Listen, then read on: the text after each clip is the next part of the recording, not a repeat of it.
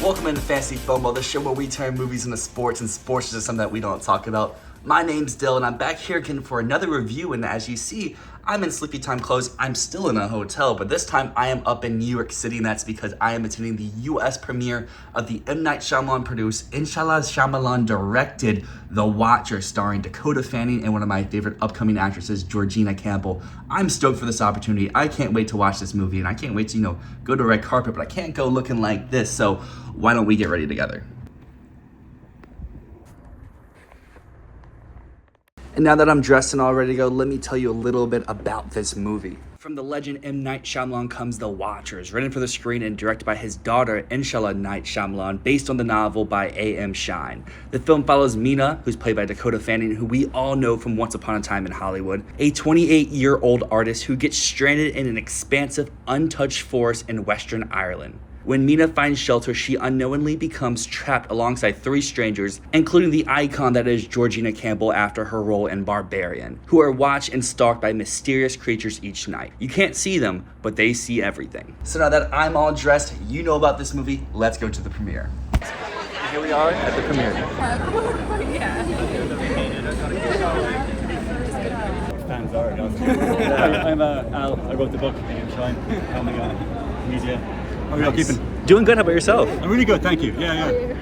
What are you most excited about the adaptation? Actually, walking this carpet was a pretty big deal for me, so that was I'm actually terrified. There's certain things in the book that I wrote that still upsets me. Yeah. And when I see that happen, it's going to be very sad. I can't wait to watch. Yeah, you'll be sad too. You'll be like, damn it, that's the scene Al told me about on the red carpet. I see red, black carpet, John. Yeah. I insisted on red, no one got my request. How are you all keeping? Good. You guys nice to see the movie? When's it out? 7th? Yeah, this is Friday every week. Yeah, Is it? it's coming out. It's actually really great. I went for a walk around Times Square yesterday. Actually, first time in America. It's the first time in Times Square. Oh, that's nice. It's terrifying. It's very busy at midnight. Yeah, very. Yeah, it's as bright as day as well. But it's cool because I saw the Watchers ad, shall we say, trailer popping up on the screen. So as you can imagine, that's a little bit surreal. So I wrote this back in 2019 in the west of Ireland in Galway. I have a tiny little desk beside my bed. You can reach it from my bed, it's that small. I've written 3 books there now, so hopefully I'll be sexy Asian John Baker. I can afford to buy my first house, but oh my god. That's what happened.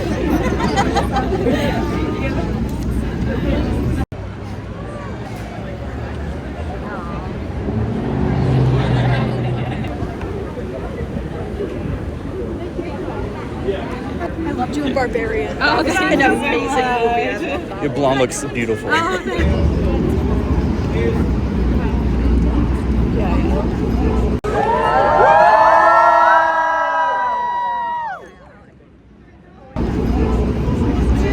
Yeah, totally.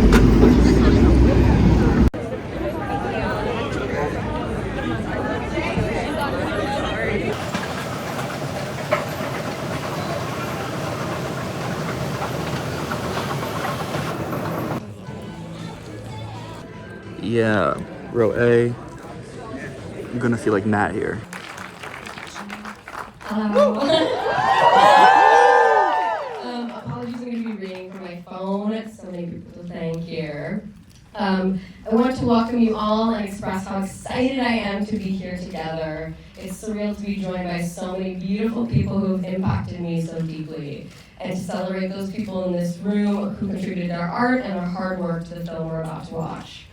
I'm sure there are those moments in life that remind you how much magic there is left in the universe, and this feels like one of them. I have to start out by thanking the person who created this epic story. A.M. Shine is a masterful storyteller, and without this brilliant book, none of us would be here. I'm so excited that he's here to watch the movie today, and I hope we did him proud. That leads me to thank a very special person, my father, M. Night Shyamalan, who has led by example and continuously pushed me to become the best version of myself and the best possible artist. Your presence in my life is more impactful than you could know, and because you have paved the path with such grace and fierceness, I get to do what I love. And next we have the beautiful Georgina Campbell.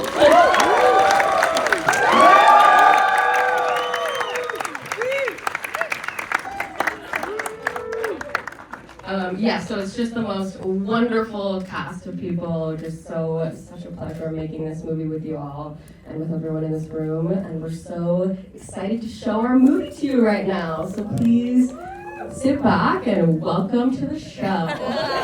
All right, excuse this harsh light. I am fresh out of the Watchers world premiere. I took my mom.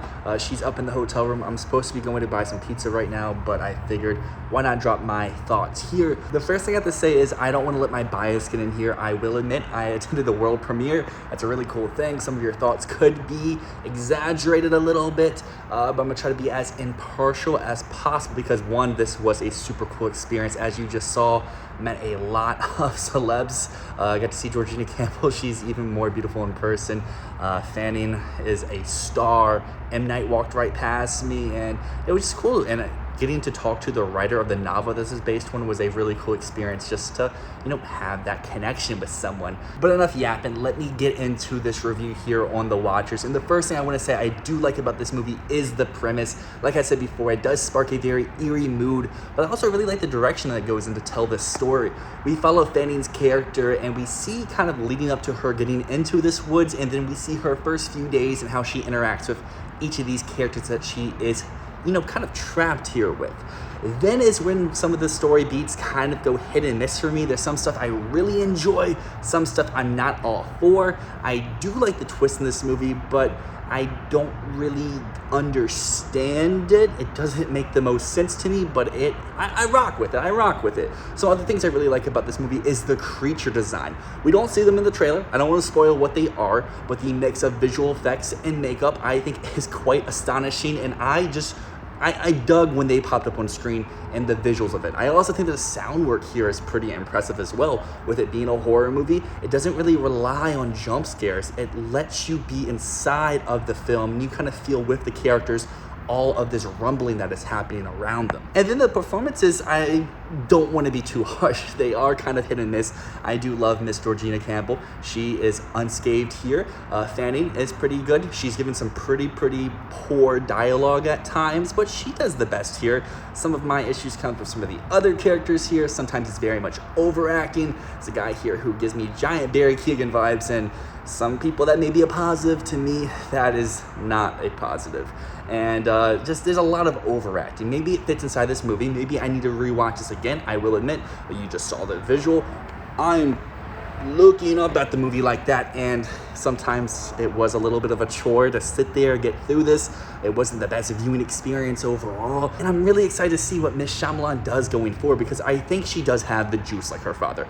I am an M. Night Shyamalan defender. I love a lot of his films. I love the films that people don't like. I think there are positives in After Earth. I think there are positives in The Happening, and I really like Old. I think that's one of his hidden gems. So I think that she has the route here to continue to grow as a director, as a writer, and just improve her craft the more that she goes. Just this first one wasn't exactly for me, but just because it wasn't for me doesn't mean that it's not going to be for you. So like I say all the time, just because I don't like a movie and Matt doesn't like a movie does not mean that you shouldn't go out there and check a movie out, because this one is fun. It doesn't have its positive moments. The comedy here does work at times. Other times it kind of is a little miss, but I think the scares here do work for me. And like I said before, it's not a jump scare heavy movie. It lets you feel inside the atmosphere. You do feel scared alongside these characters, and some of these reveals will knock your socks off. But yeah, I'm gonna give this one a very strong 6 out of 10 for me. That's on that positive to good scale, where like there are things I like, there's also some things I didn't love, but it's one that I really want to watch again, not sit in the very front row, see if I can pick up on some more things now that I know the twist, I know how this movie wants to go. But I would love to hear all of you guys' thoughts out there. Drop it down below. Maybe consider a like, a subscription. That way maybe I can go to some more of these. Be really fun, be really cool. But until next time, my name's Dyl, and this has been Fantasy Filmball. Bye.